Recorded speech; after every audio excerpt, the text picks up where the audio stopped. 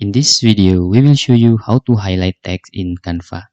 To highlight text in Canva, it's very easy. First, in here, we will create a designs. You can create presentation or logo like this.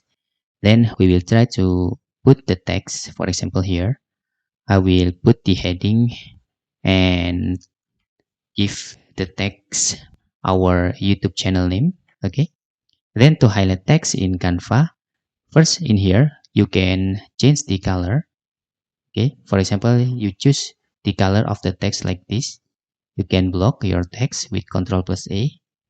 Then you can see the text is changed the color.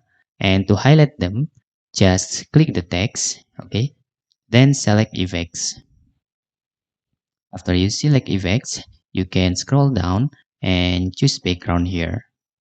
After you choose a background, you can scroll down and there is color. You can change the color. Okay, for example, like this.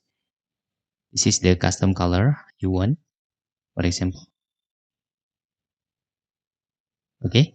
Then after that, you can also change the values of transparency. Okay. And spread, for example. I'm sorry. You can change the value of the spread, the roundness, okay, like this. And that's how you can highlight text in Canva.